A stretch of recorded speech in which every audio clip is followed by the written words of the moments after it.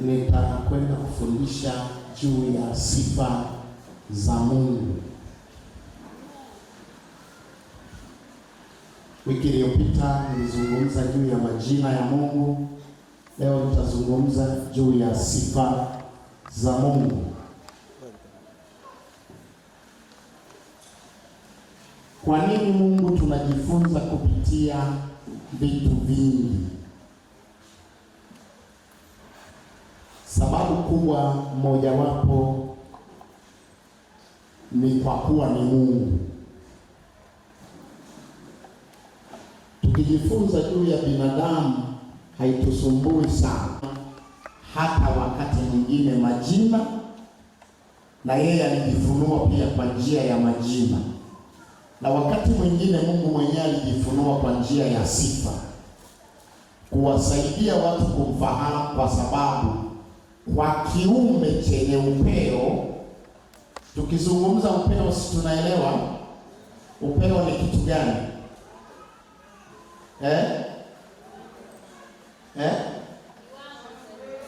Viwango ya au mipaka. Upeo wa binadamu ana upeo, ana mwisho wa kuelewa, ana mwisho wa kutenda, ana mwisho wa kufanya. Sasa binadamu ni kiumbe chenye upeo, kina mwisho, hata kuona kina upeo. Ukiangalia sana huko juu, wewe unaona mawingu, ukienda hapo kwenye mawingu hayapo. Kumbe ulifikia upeo wa macho yako kusafiri. Wale wanaokaa kwenye nchi ya tambalale kama Shinyanga huko Kinasi Mwanza, kuna maeneo ukikaa hivi unaangalia kutoka hapa mpaka Chalinze, halafu baadaye unaona kama kuna bahari kule, kuna maji yanafanya. Kumbe ni upeo wa nini? Wa macho. Uwezo wa binadamu kuona umefikia mwisho. Sasa binadamu uelewa mambo una mwisho, una mipaka, kuna vitu hawezi kuvuka kuelewa. Sasa Mungu ambaye tunamwabudu ni Mungu ambaye hana upeo wa kueleweka. Haleluya. Kwa hiyo inabidi kutumia vitu vingi, na Mungu kwa kujua kwamba wanadamu wana upeo wa kuelewa, akajifunua kwa kupitia vitu vingi. Andiko la msingi nimechagua Isaya sura ya 40. Andiko la msingi kabisa nimechagua nitumie Isaya sura ya 40.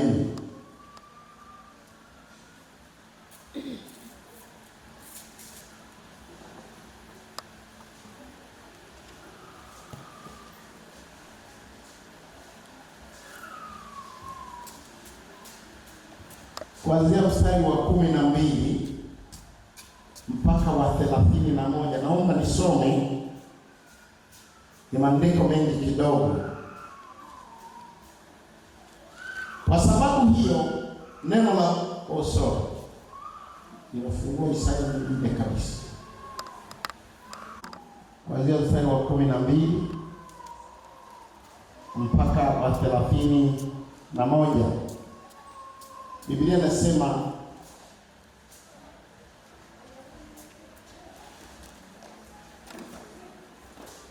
ni nani aliyepima maji kwa konzi ya mkono wake, na kuzikadiria mbingu kwa shubiri, na kuyashika mavumbi ya dunia katika pishi, na kupima milima kwa uzani, na vilima kama kwa mizani? Hebu tuende polepole kidogo, tukisoma tu hapo. Simama kidogo nisikilize. Nani leo ana mtaalamu sijui anaweza akatusaidia akatupa wingi wa maji yote yaliyoko baharini? Usielewe wingi wa maji, kwamba si mnasema haya yako lita 3, haya yako milimita ngapi? Maji yote duniani nani ayapima tupe? vipimo vyako kiasi gani?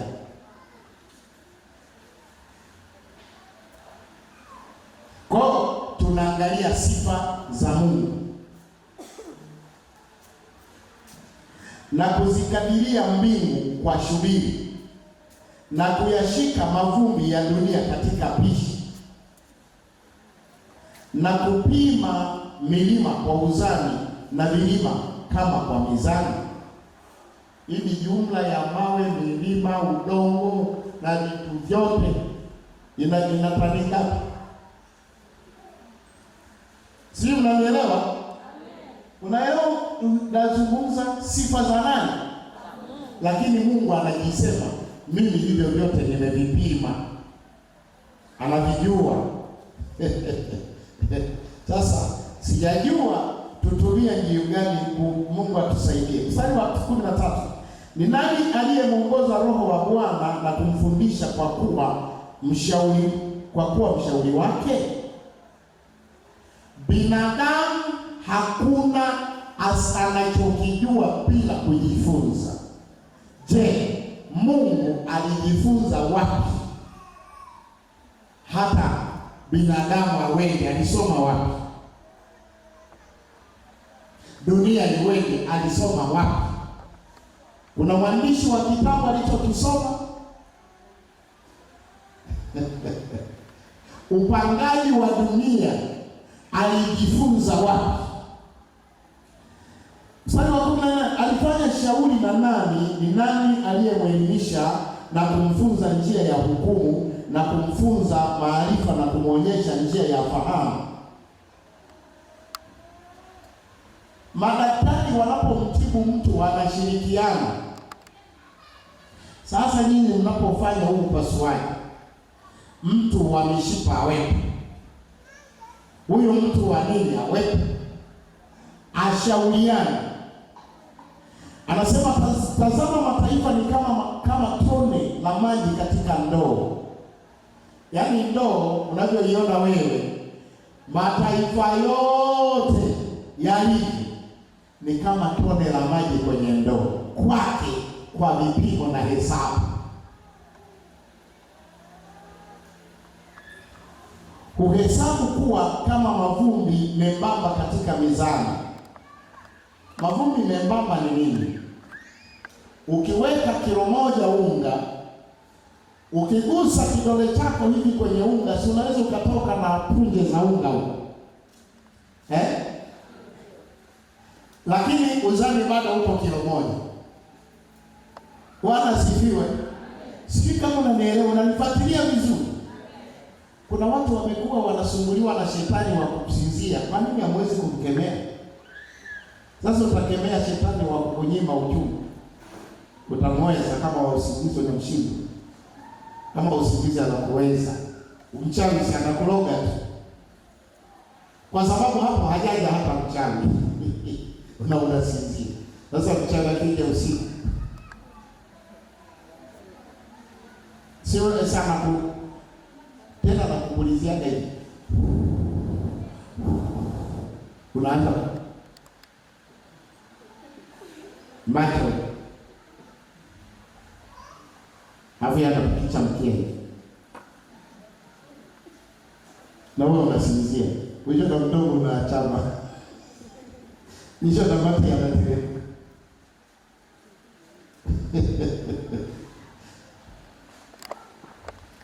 Tazama, mstari wa 16 na ngoja nimalize wa 15. Tazama, mataifa ni kama tone la maji katika ndoo, huhesabiwa kuwa kama mavumbi membamba katika mizani. Tazama, yeye huvinyanyua visiwa kama ni kitu kidogo sana. Nimekupa mfano mzuri. Unga unaweza ukaujaza kwenye kilo na kilo ikaonekana kilo, lakini unaweza ukagusa kwa kidole chako pale na kilo isitikisike ni kilo, lakini kuna vumbi jembamba. Anasema Lebanon nayo hautoshi kwa kuni, wala wanyama wake hawatoshi kwa kafara. Jinsi ya ukuu wake Mungu, kama tungempikia au tungetengeneza sadaka ya kuteketezwa Lebanon yote kuni zake zisingetosha, na hifadhi za wanyama zisingetosha kwa sadaka. Mataifa yote huwa kama si kitu mbele zake, huhesabiwa kwake kuwa duni ya si kitu na ubatili. Basi mtamlinganisha Mungu na nini? Na nani? Au mtamfananisha mfano wa namna gani? Sanamu fundi mmoja huiyeyusha, na mfua dhahabu huifunika dhahabu, huifulia mikufu ya fedha. Yeye aliye maskini sana hata hawezi kutoa sadaka ya namna hii, huchagua mti usiozaa, kujitafutia fundi mstadi wa kusimamisha sanamu ya kuchonga isiyoweza kutikisika. Je, hamkujua? Hamkusikia? Hamkuambiwa tokea mwanzo? Hamkufahamu tangu kuwekwa misingi ya dunia? Yeye ndiye anayeketi juu ya duara ya dunia, na hao wanaokaa ndani yake huwa kama panzi. Yeye ndiye azitandaye mbingu kama pazia, na kuzikunjua kama hema ya kukaliwa. Ndiye awatanguaye wakuu na kuwabatilisha waamuzi wa dunia. Na hawakutiwa katika ardhi kama mbegu, na shina lao halikutia mizizi katika ardhi. Tena awapuuzia tu, wakanyauka upepo wa kisulisuli wawaondoa kama mabua makavu.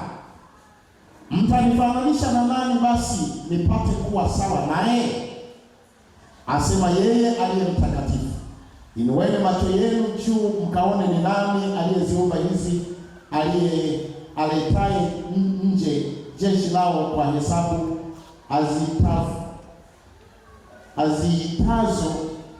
aziita zote kwa majina.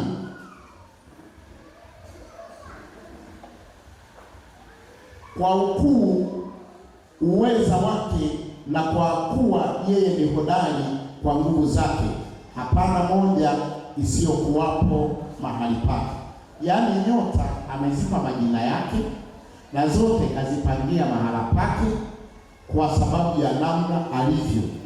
Mbona unasema Yakobo? Mbona unanena Israeli, njia yangu imefichwa, Bwana asinione, na hukumu yangu imempita Mungu wangu asiangalie? Je, wewe hukujua? Hukusikia? Yeye Mungu wa milele, Bwana Mungu muumba misho ya dunia, hazimii wala hachoki. Hii sura ni sura ya sifa za Mungu. Hazimii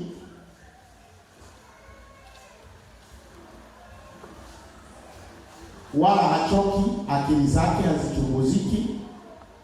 Huwapa nguvu wazimeao, humwongezea nguvu yeye asiyekuwa na uwezo. Hata vijana watazimia na kuchoka, na wanaume vijana wataanguka, bali wao wangojao Bwana watapata nguvu mpya. Watapanda juu kwa mbawa kama tai, watapiga mbio wala hawatachoka, watakwenda kwa miguu wala hawatazimia. Sifa za Mungu. Bwana asifiwe sana. Sifa za Mungu. Swali, sifa ni nini? Unaweza kuandika hivi: sifa ni mambo yanayobainisha uzuri au ubaya wa mtu.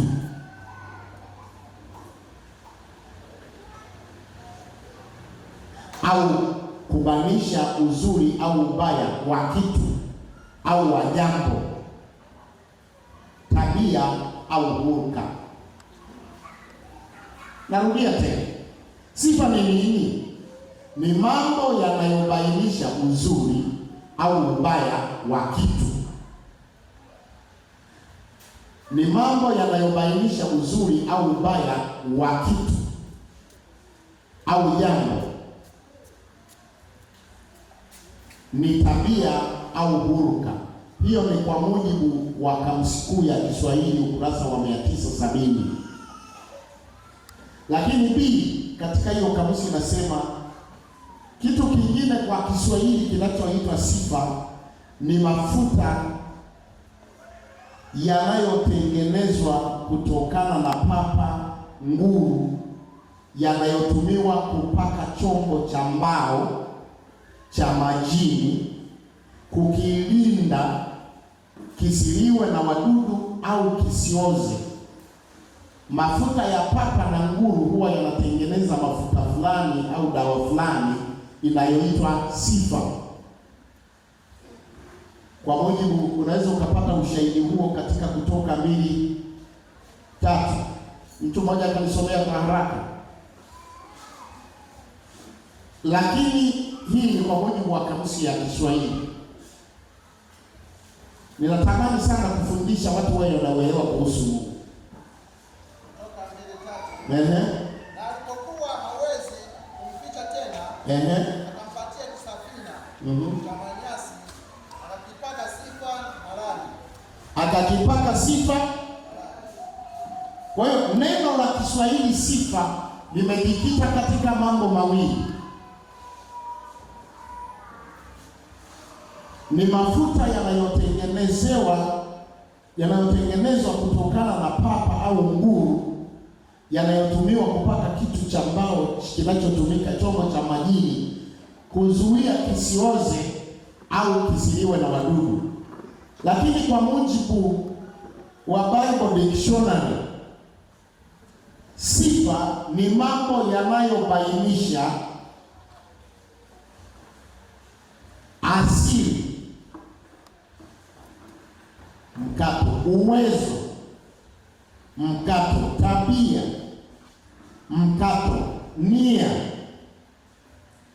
mkato, lengo, mkato, nguvu, mkato, imani, mkato, mipaka. Kwenye Biblia neno sifa ni pana zaidi.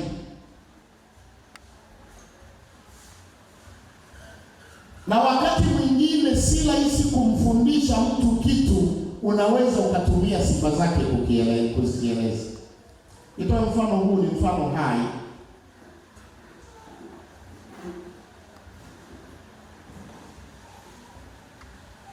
Wasukuma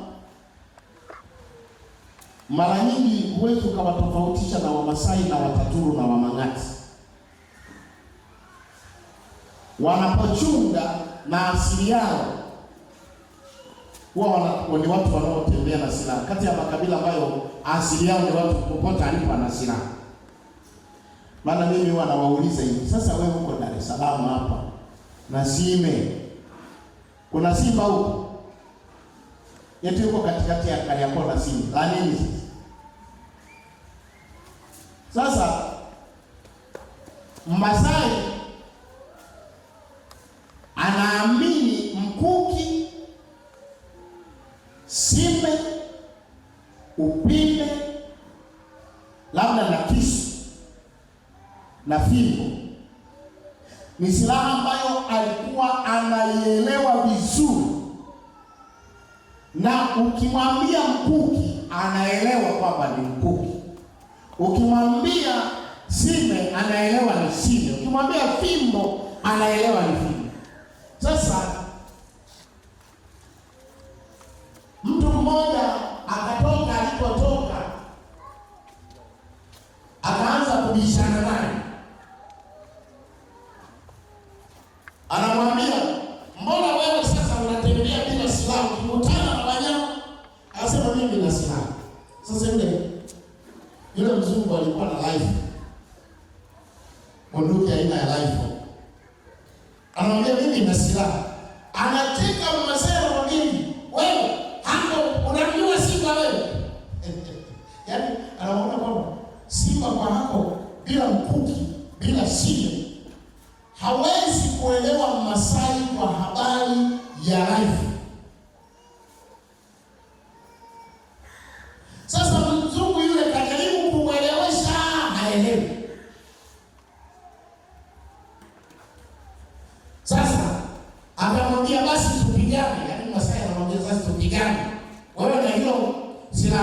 miezi kadhaa.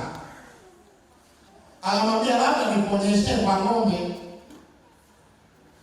Bwana asifiwe sana. Bwana asifiwe. Sio na nini bwana tunasema. Akamwambia nisipigane na wewe, nikipigana na wewe hutanielewa. Ila nikikuonyesha kazi yake itakayofanya kwa ng'ombe. Sasa yeye akamwambia haina ncha huku kwamba atamchoma ng'ombe. Hicho tu apigana mpige. Sasa alipoiachia risasi kwa ng'ombe, ng'ombe akanyanyuka juu, akapaa. Alipodondoka amefumuka na mlio wake, akaelewa kazi ya bunduki, akaelewa bunduki. Sio, umeelewa? Mungu anaweza akaeleweka uungu wake kupitia kazi zake.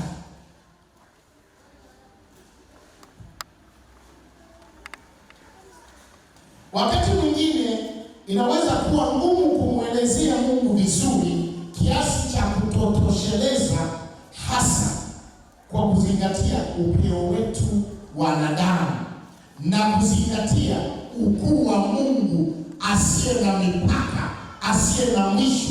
Utamwelezaje? Sasa ili tumfahamu Mungu na hata nidhamu na heshima ya kumwabudu ilingane na alivyo, tueleze kazi zake.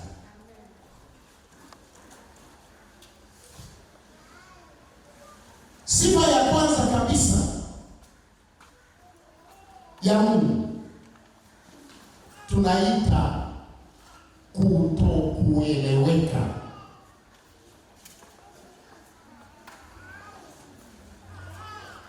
Kutokuchunguzika, kutokuwa na mipaka ya kumfikia mwisho wa upeo wake.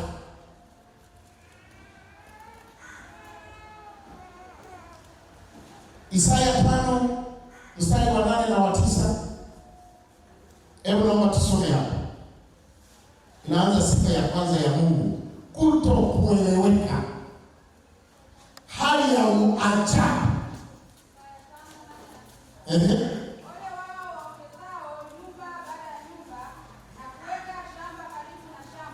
Isaya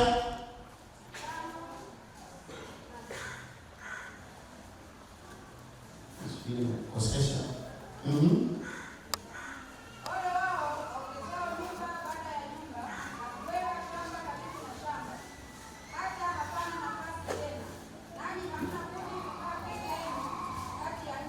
Nimekosea kwa nini? Bwana wangu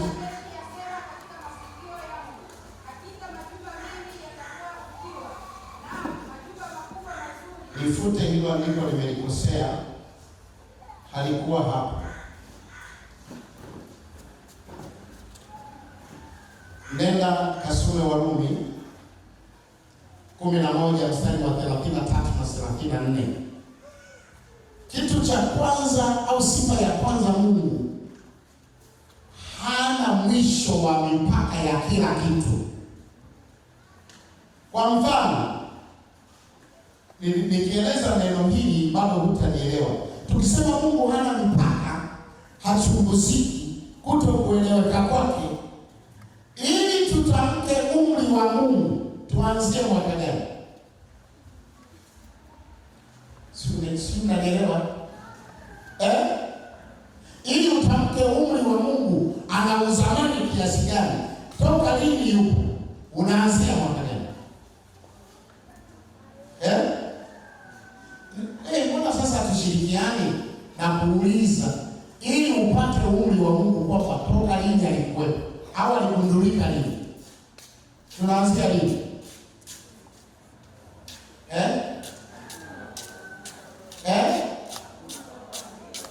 Kuna kitu kitatokea kinaitwa milele. Ukiambiwa hesabu ya milele inaanza lini, si unanielewa? Milele ilianzia wapi? Sasa Mungu asiye na mwanzo, halafu mimi mwenye akili hizi mbili unataka kunifundisha ni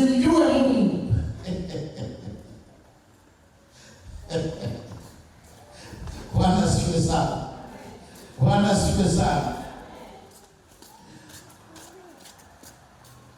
Katika Biblia kuna elimu ya ukosmolojia ambayo inathibitisha. Soma kwanza hiyo Warumi. Warumi sura ya 11 mstari wa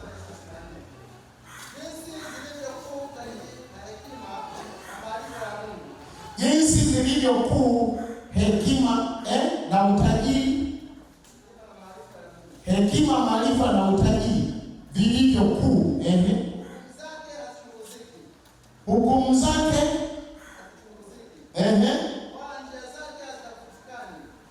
na hakuna namna ya kufanya utafiti wa Mungu anatendaje kazi zake. Hakuna namna ya kutafiti Mungu anafanya fanyaje.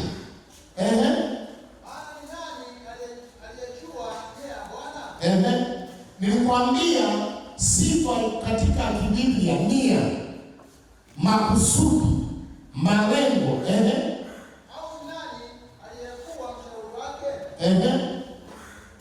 Au nani aliyempa yeye kitu kwanza, naye atalipwa tena?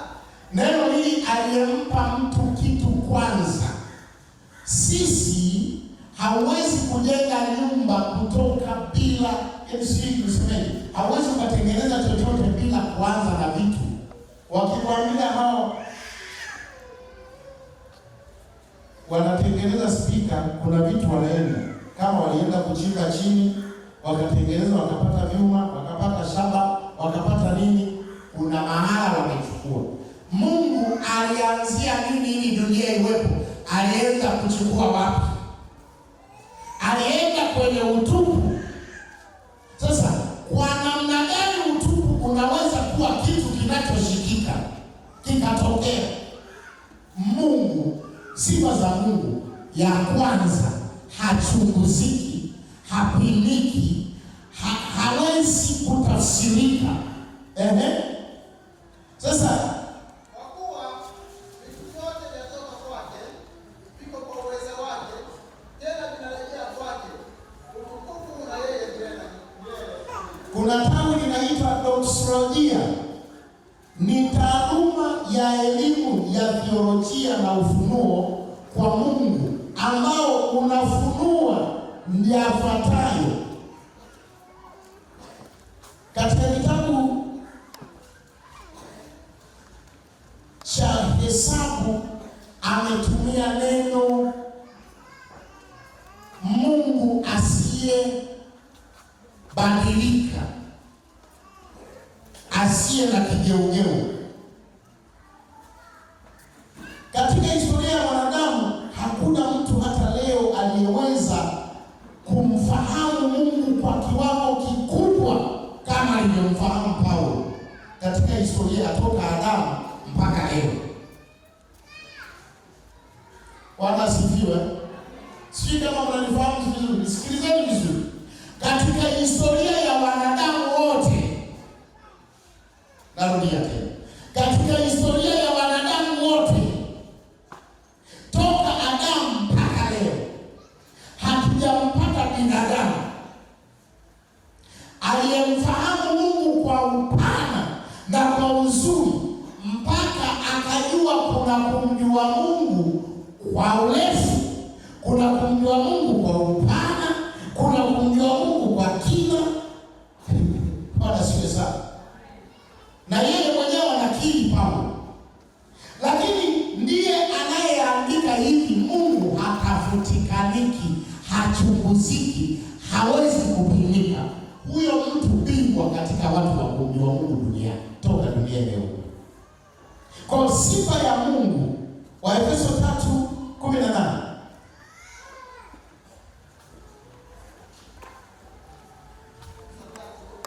Lengo la kitu hii sifa hii, faida yake kubwa kuielewa, utakapoielewa ni kwamba usitake kupima Mungu mazingira atakayotumia kukutendea. Hiyo lengo la hapo kipindi. Yaani sisi kama unanifuatilia kwamba ukijiangalia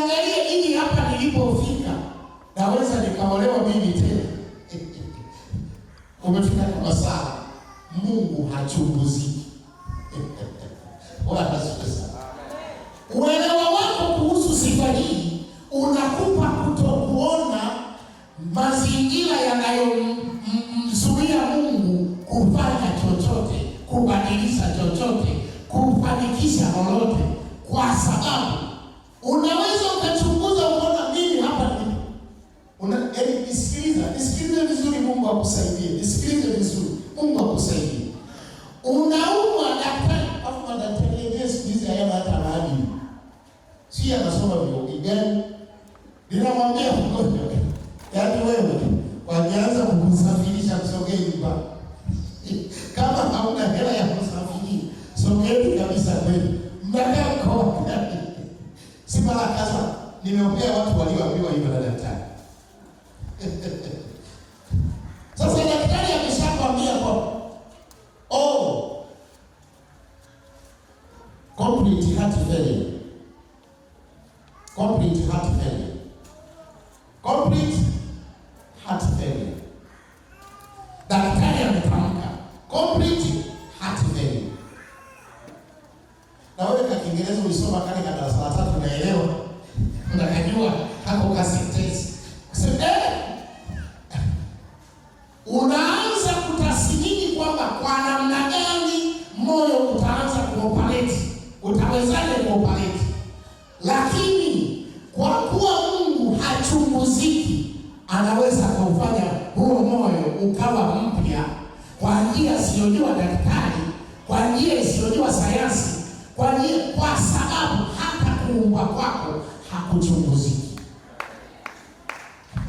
Kazi ya kutokea kwako haichunguziki. Ni nani aliyepima konzi ya maji atupe hesabu yake? Ni nani anayeujua uzito wa dunia na milima yake na mawe yake na ardhi yake na udongo wake atupe hesabu ya uzito? Haleluya. Haleluya. Lengo la kujua Mungu sifa yake hii. Hizi sifa ziko nyingi. Nikifundisha 2 inatosha. Nikifundisha 3 inatosha. Nataka nizungumze Mungu hachunguziki. Hana upeo wa kueleweka, wa kuelewa, wa utendaji kwamba hapa sasa Mungu ndio huishia kufanya. Haleluya. Sasa daktari akishazungumza complete heart failure. Unarudi hapa, Mungu hachunguziki wala kazi yake haipimiki. Kwa nini sisi tunakwenda kuombea watu na wanatupa na vipimo? Nimepimwa, nimeonekana, ninaacha hivi. Hatuogopi kuwa waongo kwa watu siku moja. Sasa mtu ameambiwa anaonekana na acha hivi. Kwa nini ninamwambia Yesu anakuponya? Kwa nini nimwambie? Kwa sababu Mungu hapimiki. Soma hiyo Efeso 3:18. Ili mpate kufahamu pamoja na watakatifu wote jinsi ulivyo upana na urefu na kimo na kina, na kujua upendo wake Kristo upitao ufahamu kwa jinsi ulivyo mwingi, mpaka kutimilika kwa utimilifu wote wa Mungu. Ili mpate kufahamu pamoja na watakatifu wote. Andika hivi kwenye daftari lako. Mungu anajifunua na kueleweka. Upeo wa kumjua Mungu, Mungu anauonyesha kwenye kanisa. Yaani mimi neema ya kumfundisha Mungu vizuri nikiwa kanisani, Roho Mtakatifu ananivutia kumfunua Mungu kwa mafundisho. Pamoja na watakatifu. Lazima ukae katikati ya kanisa la Mungu ili Mungu apate kujifunua ndani ya kanisa. Jinsi ulivyo upana, urefu, kimo na kina, na kujua upendo wake Kristo upitao ufahamu kwa jinsi ulivyo. Wewe ona upendo wa Mungu haupimiki. Nani anaweza kuupima upendo wa Mungu akati? atatuonyesha.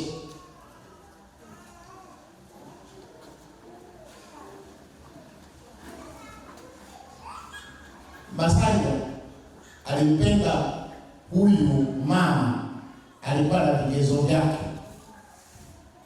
Kuna vitu ambavyo vilikuwa moyoni mwake.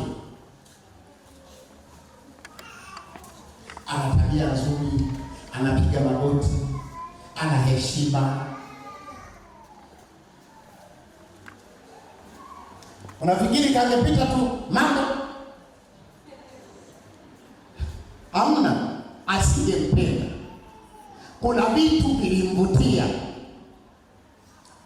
lakini upendo wa Mungu wa ajabu, aliwapenda wenye dhambi.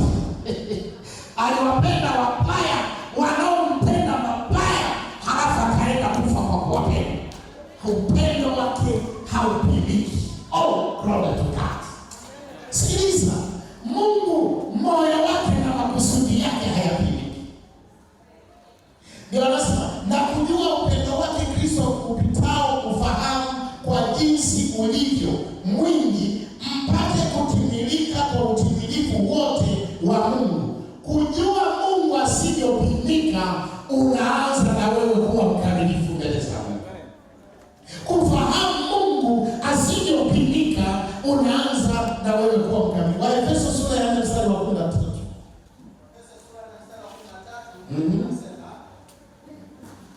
Hata na sisi sote tutakapofikia umoja wa imani na kumfahamu sana mwana wa Mungu, hata kuwa mtu mkamilifu, hata kufikia kwenye cheo cha kimo cha utimilifu wa Kristo. Kufahamu sifa za Mungu.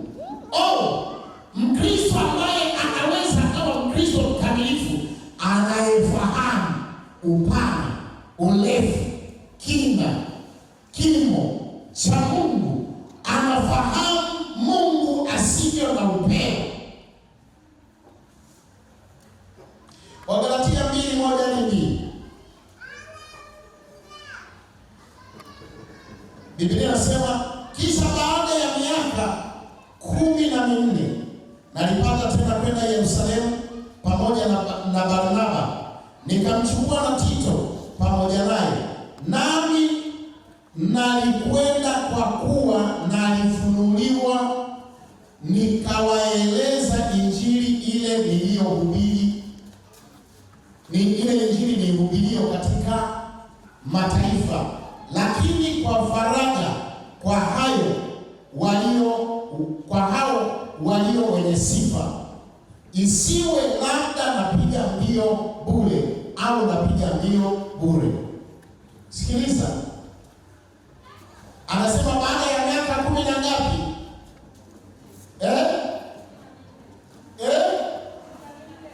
Siku zote ninapofundisha kwenye chuo cha Biblia nawaambia kwamba malezi au ninapofundisha ukulia wokovu, wanawaambia kwamba Paulo ameanza kutumika toka amekutana na Yesu kuitwa. Ameanza akiwa na miaka 14 baada ya kuokoka. Amelelewa miaka 3.5 na nani?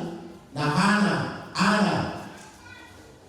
Baada ya Ana akaenda kulelewa na Barnaba miaka tena 10.5. Hii mara ya pili ndipo anaenda Yerusalemu miaka 14 toka amekutana na Yesu. Jambo ambalo nizungumza hapo, anasema hivi, nilienda niwaeleze injili yangu wanielewe. Mimi injili yangu nilifunuliwa, nikauona, nikaelewa kwamba injili yangu wa mataifa na wao ni warithi pamoja na watakatifu wote wa ile ahadi ya wokovu katika Kristo Yesu. Nilifunuliwa, mimi nikaelewa. Lakini ngoja labda nikuongezee maandiko mengine. Ngoja nikuongezee maandiko mengine mahala fulani, ili labda uelewe zaidi. Wakorintho 2:10. Lakini Mungu ametufunulia sisi kwa Roho, maana Mungu huchunguza yote, hata mafumbo ya Mungu. Wakorintho 2:10, Wakorintho wa kwanza. Lakini Waefeso sura ya 3 mstari wa 1 hadi wa 6, Biblia inasema hivi, kwa sababu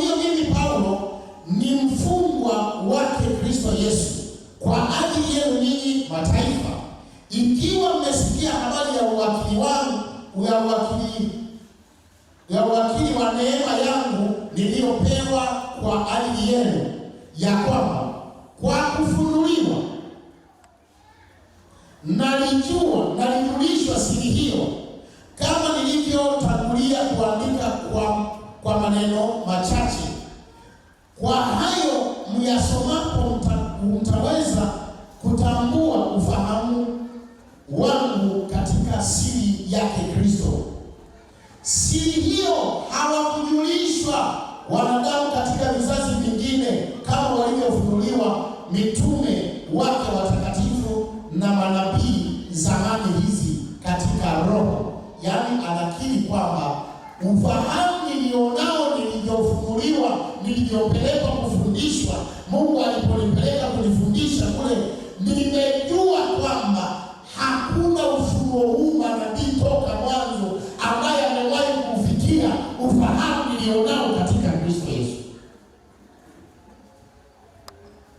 Nimemfahamu Mungu zaidi ya walivyowahi kumfahamu, ya kwamba mataifa ni warithi pamoja nasi wa urithi mmoja na wa mwili mmoja, na washiriki pamoja nasi wa ahadi yake iliyo katika Kristo Yesu kwa njia ya Injili.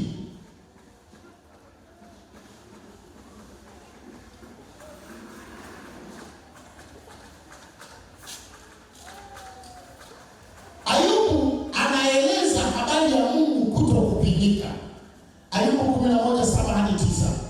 Je, wewe waweza kuvumbua ukuu wa Mungu? Nani anaweza kugundua ukuu wa Mungu? Nitoe hesabu hii tena mkusaidie. Ninakupa hesabu inakusaidia kuangalia nani anaweza kumtafsiri Mungu vizuri. Bwana asifiwe. Amen. Bwana asifiwe. Amen. Nipe hesabu ya utatu, halafu iwe wawe mmoja. Siwe msomi. Nani anaweza kuvumbua ukuu wa Mungu? Kama Mungu hajawahi kukosekana mahala popote hata sekunde hii. Sio, unanielewa ninachosema? Naelewa ninachosema. Hajawahi kukosekana popote mahala popote hata sekunde hii. Hajawahi kuondoka hapa. Hajawahi kuondoka, yuko kote. Sasa niambie, tukipiga risasi haijimpitia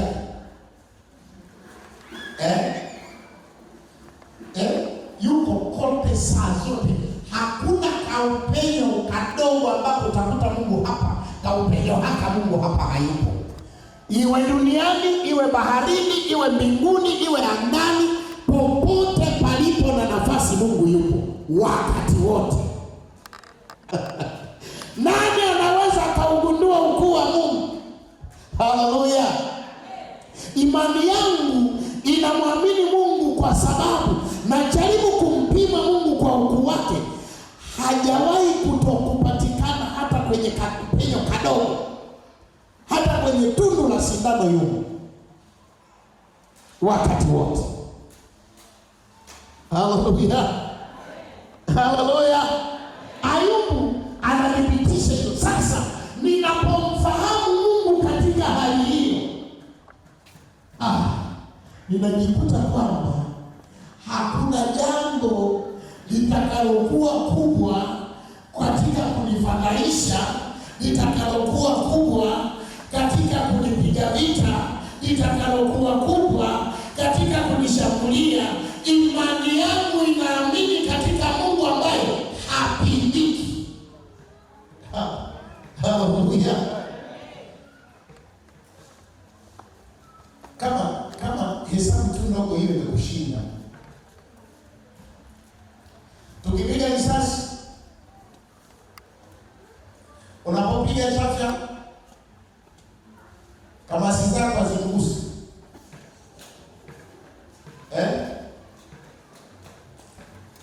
Ayubu 11:7-9 anasema, je, wewe waweza kuvumbua ukuu wa Mungu?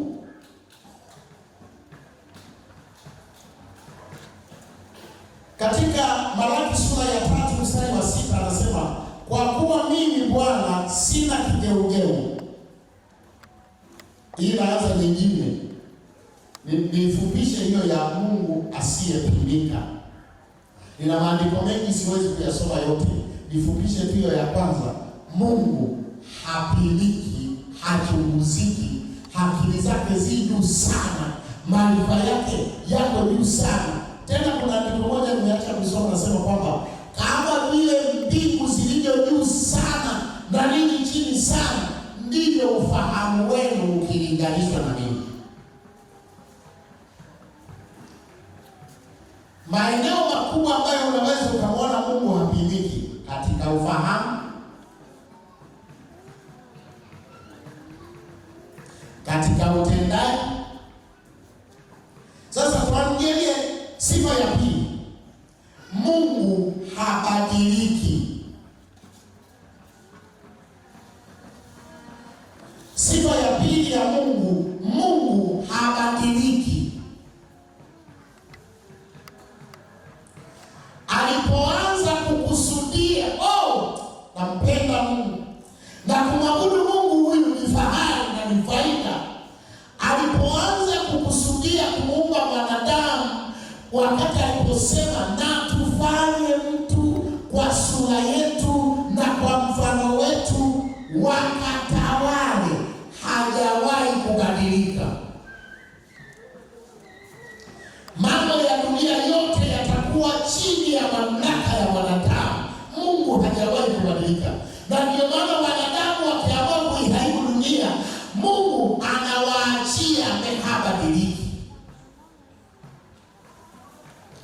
Malaki sura ya 3 mstari wa 6, Biblia inasema, kwa kuwa mimi Bwana sina kigeugeu, ndiyo maana ninyi hamkuangamizwa, enyi nyumba ya Yakobo.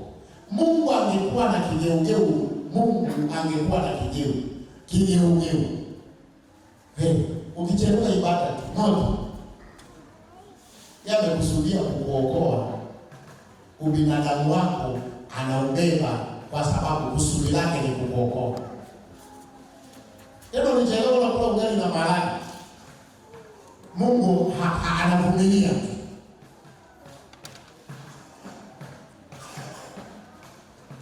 Katika Waebrania sura ya 13 mstari wa 8, Biblia inasema Yesu Kristo ni yeye yule jana na leo na hata milele, habadiliki.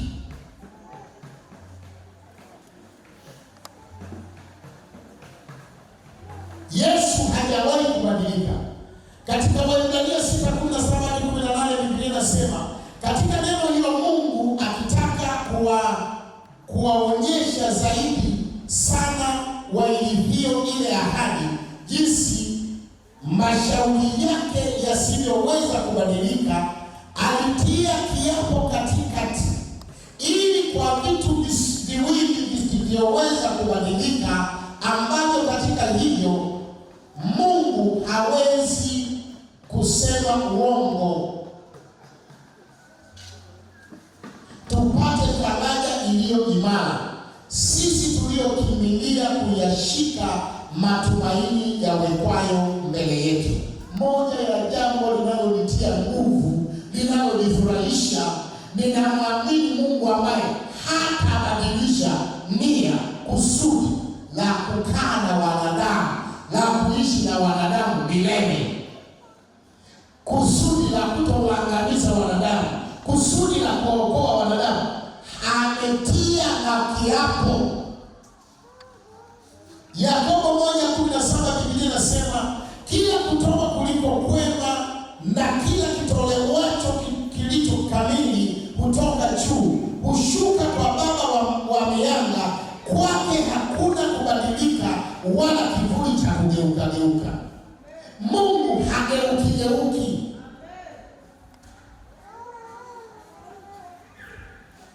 Sisi Mungu, nikianza kuuliza, umechukia wangapi mpaka mama Rafa ukachukua?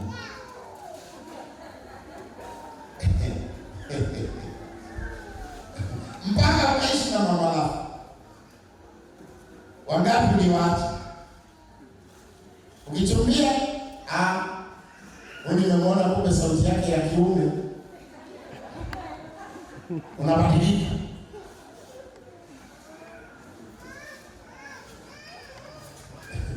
Mungu habadiliki. Alipochagua kwamba mtu atakayekuwa anarithi mambo ya Mungu ni mwanadamu, hajabadilika akawapa malaika, hajabadilika akawapa samaki, hajabadilika akawapa tembo, hajabadilika akawapa njiwa. Amesimama na msimamo wa yeye na mwanadamu. Vitu vyote ameviumba yeye kwa ajili yake. Kwa nini hajabadilisha maamuzi? Nyinyi hapa mna viwanja mikoa na wilaya mbalimbali. Mara kwanza tulitaka kujenga Morogoro, mkabadilika tena. Isaya 14:24 Biblia inasema Bwana wa majeshi ameapa akisema, hakika yangu kama vile vilivyoazimiwa ndivyo itakavyokuwa, na kama nilivyokusudia ndivyo itakavyotokea. Hakika yangu, mipango yangu, makusudi yangu. Sifa za Mungu habadiliki. Ngoja niwaambie, kama Mungu aliwahi kukutamkia neno atakutendea. Hata ungekaa miaka 100, Mungu atakutenda kabla hujafa. Mungu atakutenda kabla. Alimwambia Ibrahimu utazaa mtoto. Yeye kafikiri amebadilika, amempa Ishmaeli. Lakini Mungu akasema, mimi nilikuahidi nitakupa mtoto, sio Ishmaeli. Hajawahi kubadilika. Kama kuna neno la Mungu limetamka kwamba Bwana atatenda hili, hakika yake vilivyoazimiwa ndivyo vitakavyotokea. Sifa za Mungu hajuti. Mungu wa mbingu na nchi, Mungu atusaidie tu. Hesabu sura ya 23 mstari wa 19. Mungu si mtu aseme uongo, wala si mwanadamu ajute. Iwapo amenena hata litenda, iwapo amenena hata lifikiriza.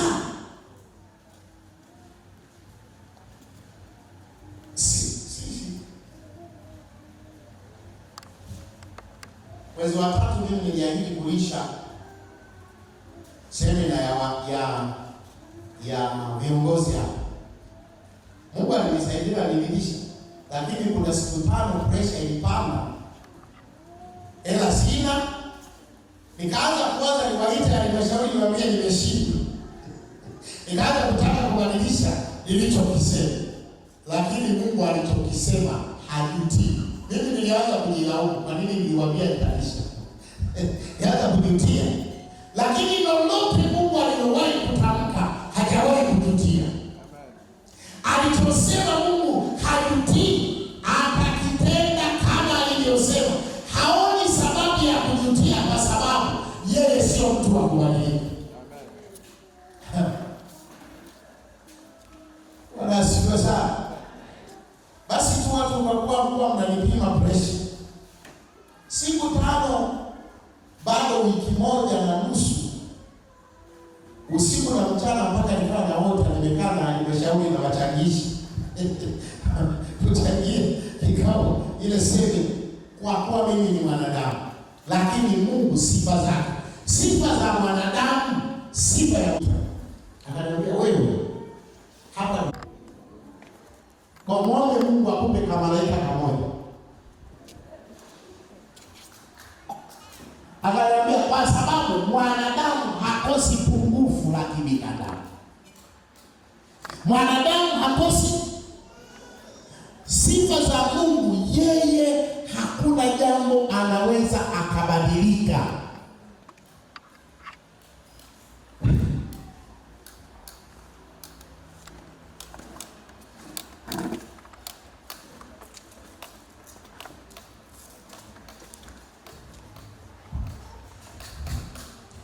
Katika maeneo makubwa asiyobadilika Mungu, namba 1 ni neno lake. Mathayo 5:18 nisomee. Neno lake habadiliki.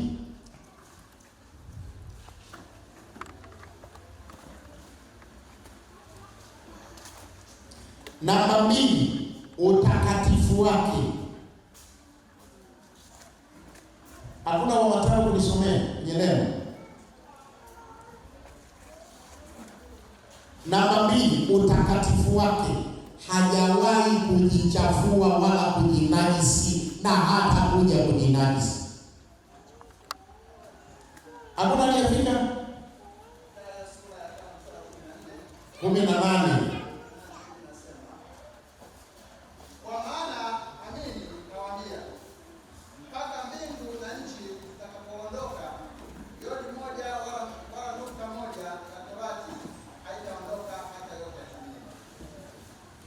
Neno la Mungu halitabadilika. Niseme sifa ya mwisho leo ya 3. Ziko nyingi, tazifundisha taratibu.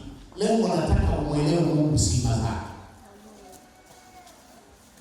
Na nitazitofautisha sifa za Mungu za kipekee na sifa za Mungu za ushirika. Mungu ana sifa za ushirika na sifa asizoshirikiana na kiumbe chochote. Sifa za ushirika, yeye ni wa upendo, anaweza akatushirikisha na sisi kuwa na upendo. Yeye ni mvumilivu, anaweza akatushirikisha na sisi uvumilivu. Yeye ni wa haki, anaweza akatushirikisha na sisi haki. Ila kwenye haki hapo parefu, penye haki, Mungu akiwa mwenye haki anasema hivi: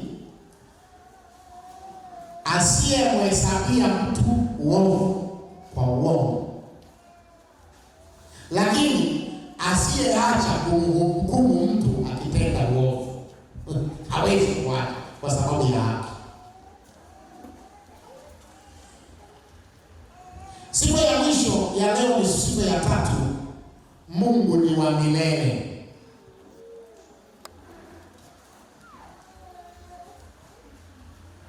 Zaburi 90 mstari wa 2 unasema, kabla haijazaliwa wala haijaumbwa dunia, na tangu milele hata milele ndiwe Mungu. Zaburi 90 mstari wa 2.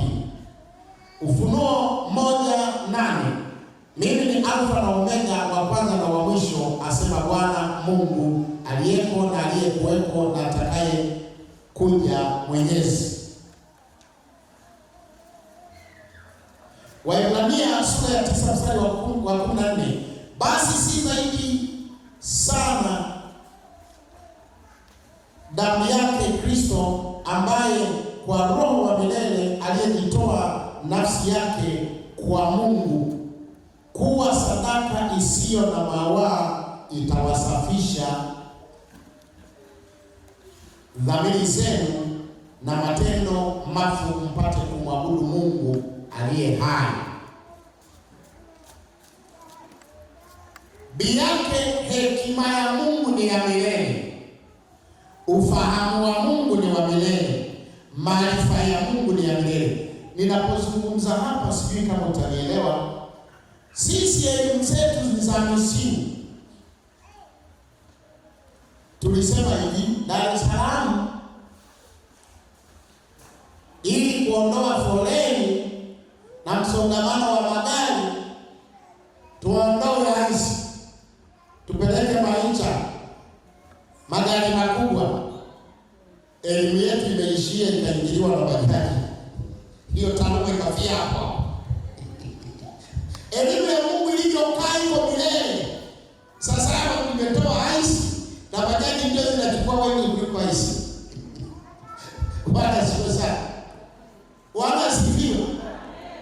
Kufuata hekima ambayo Mungu ameisema kwa neno lake ni zaidi ya elimu zingine zote. Kwa sababu hizi elimu zingine zina msimu zikaishi. Wanasayansi wamebadilisha mambo kila mara. Wanasema hivi, wanasema hivi, wanasema hivi. Hata dawa za malaria sasa hivi mnakunywa dawa gani?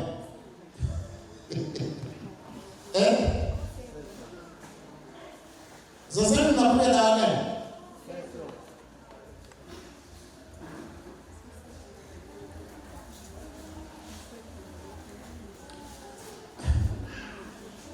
Wangapi wamekunywa chloroquine? Ikikuta kwa lazima utakuta ni wenye mvi. Wengine hata hawajui chloroquine ni kitu. Mama Gazoba, wewe chloroquine ndio nini? Hata kuinua wewe.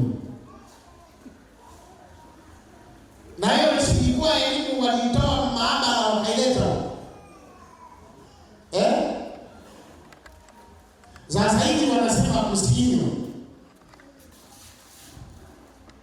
Hekima ya Mungu. Ngoja nimalizie. Hebu soma Mithali 8:22 hadi 30. Biblia inasema, Bwana alikuwa nami katika mwanzo wa njia yake, kabla ya matendo yake ya kale. Nalitukuka tokea milele tangu awali, kabla haijakuwako dunia. Wakati visipokuwako vilindi nalizaliwa, wakati zisipokuwako chemichemi zilizojaa maji, kabla milima haijawekwa imara, kabla ya kilima nalizaliwa. Alipokuwa hajaumba dunia, wala makonde, wala chanzo cha mavumbi ya dunia, alipozithibitisha mbingu nalikuwako, alipopiga duara katika uso wa bahari nalikuwepo, alipofanya imara mawingu yaliyo juu, chemichemi za bahari zilipopata nguvu, alipoipa bahari mpaka wake, kwamba maji yake yasiasi.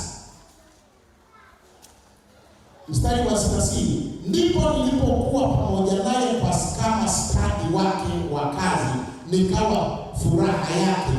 Mstari wa 30 unasema yeye ndiye alikuwa ana plani kama stadi wa kazi, kama injinia anayechora michoro na kusimamia itendeke.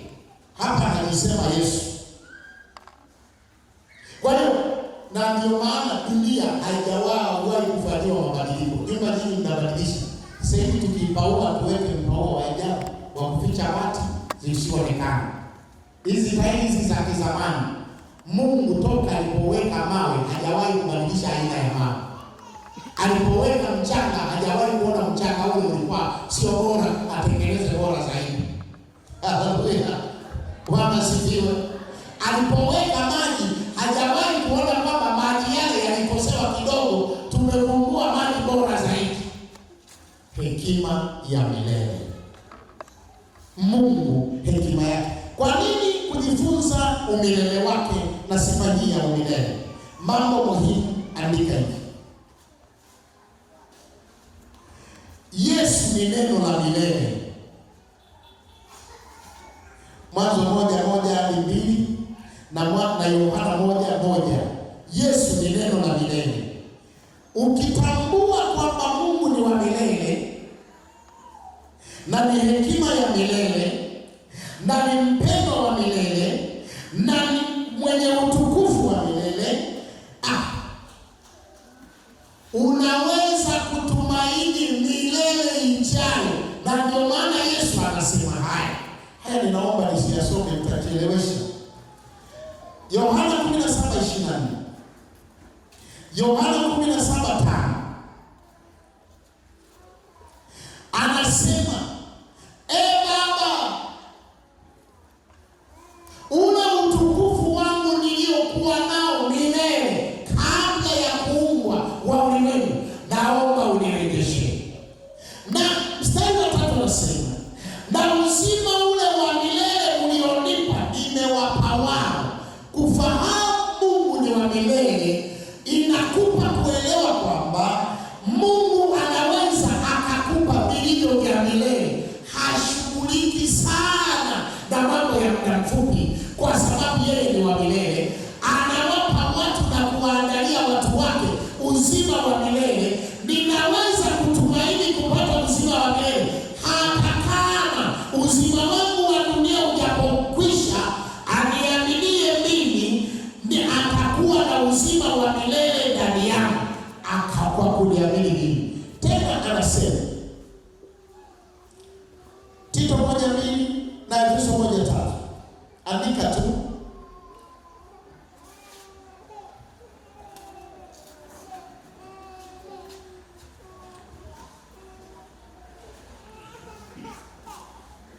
Biblia inasema hivi, Yesu alikuwa anaongea maneno haya.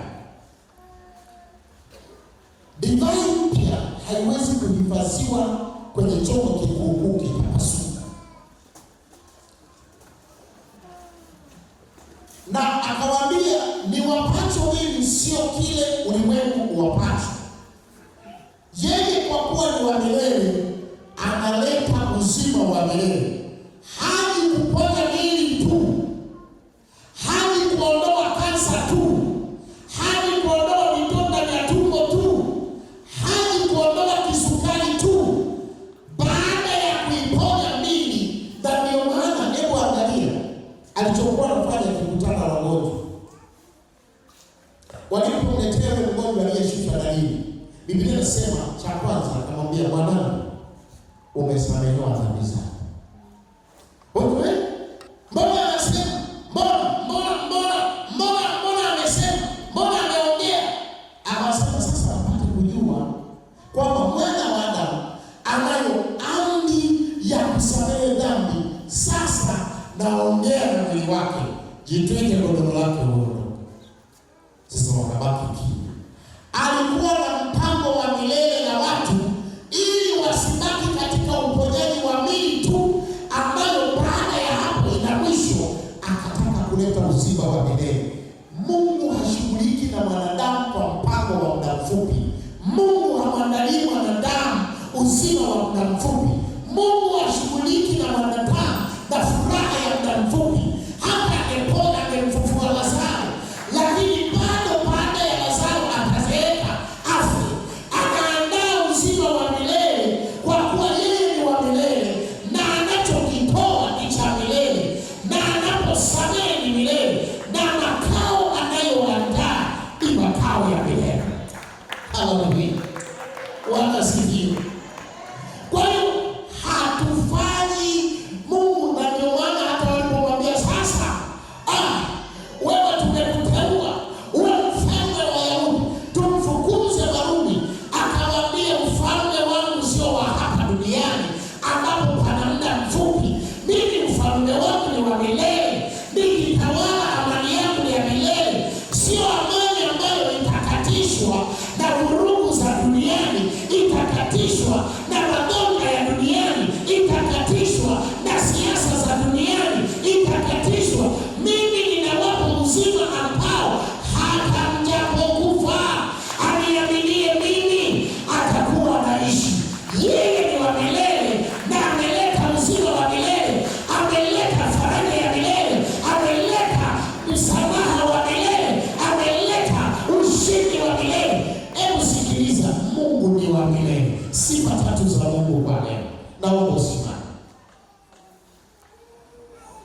Naomba usimame. Mfahamu Mungu kupitia sifa zake.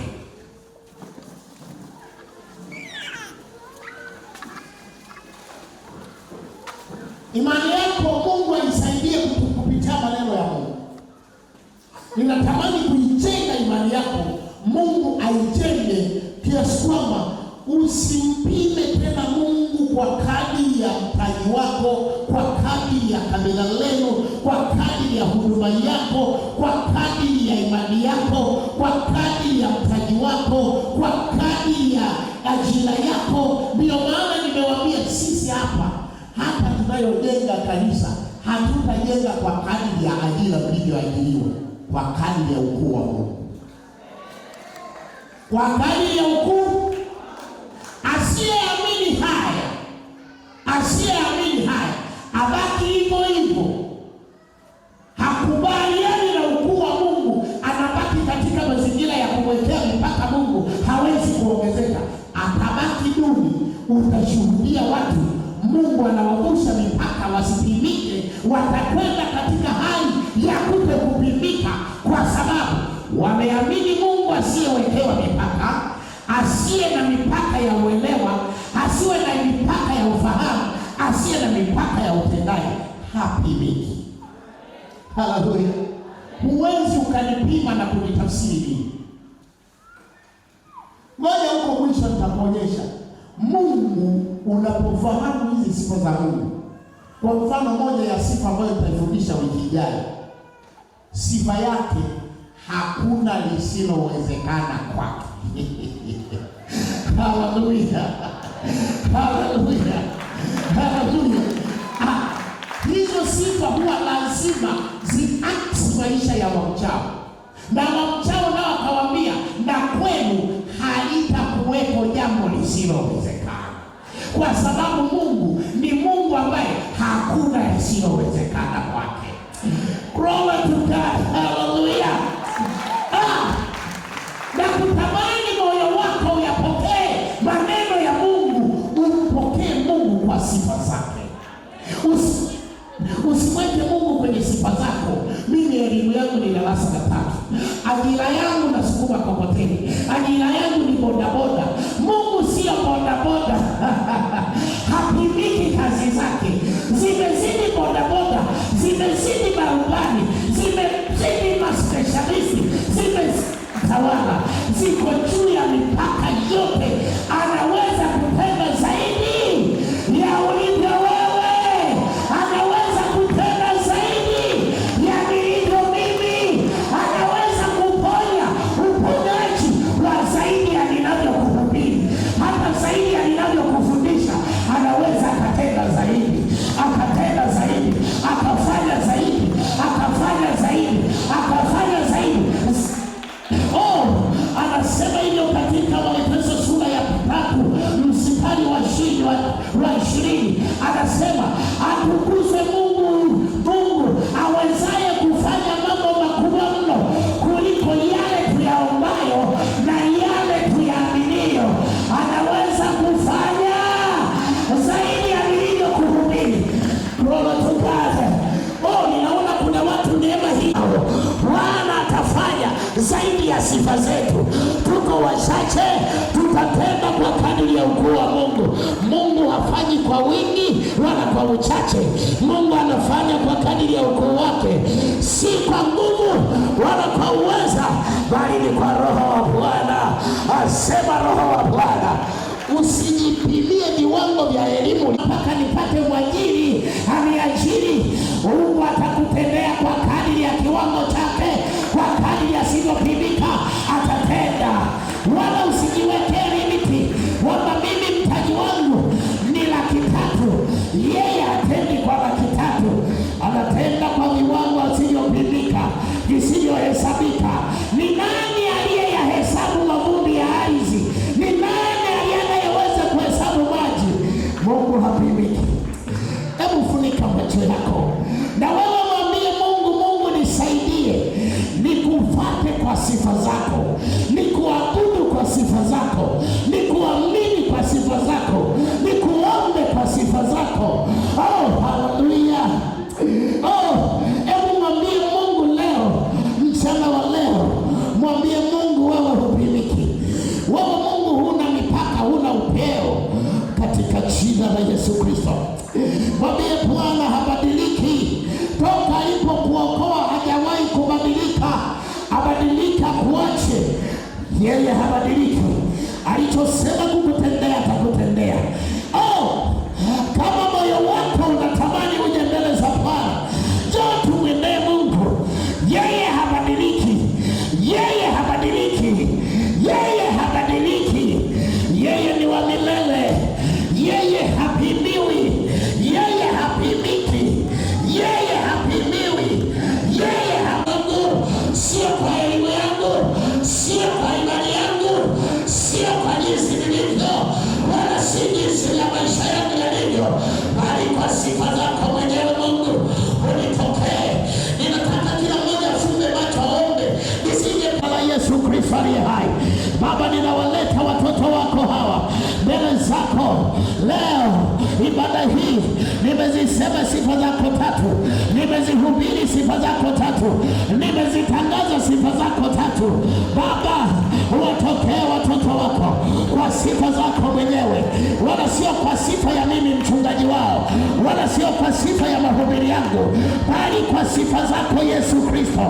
Wewe mtokee huyu ambaye hana sifa, kwa sifa zako mtokee huyu asiye na sifa, kwa sifa zako mtokee huyu asiye na sifa, kwa sifa zako mtokee. La masheke baleko takariaba le mashekori ya lama baba shaka. Nazitangaza sifa zako Mungu juu ya maisha ya wanawake na wanaume hawa. Nazihubiri sifa zako Mungu juu ya maisha ya wanawake na wanaume hawa. Nazihubiri sifa zako Baba.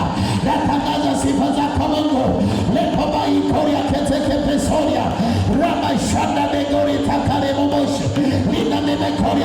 Kwa imani hii sio na sifa ramaika remosha lelapa weka lemesha linamasa watokee na sifa zako, watokee watembee na sifa zako, waonekanie na sifa zako, waguse na sifa zako.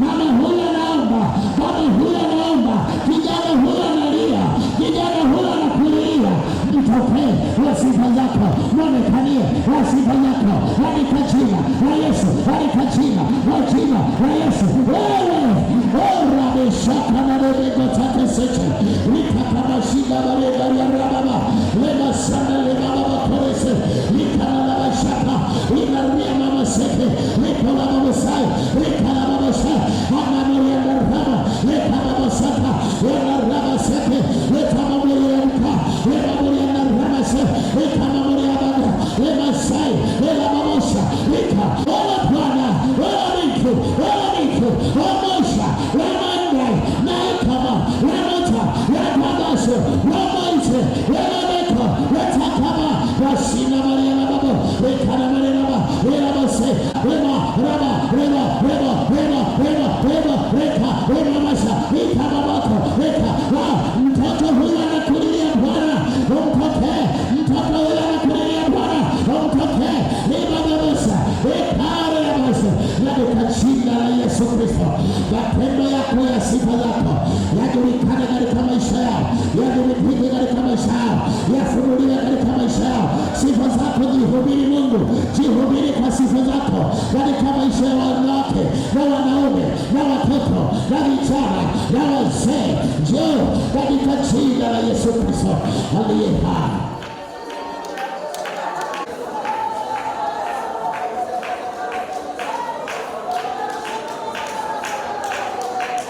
Jina la Yesu Kristo aliye hai.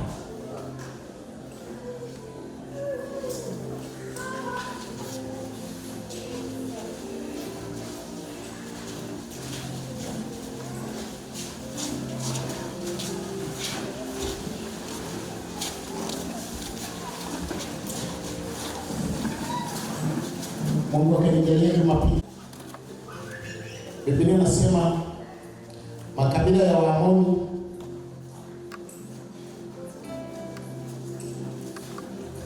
waliposikia sifa za Mungu wa Israeli, wanasema nguvu haikubakia ndani yetu.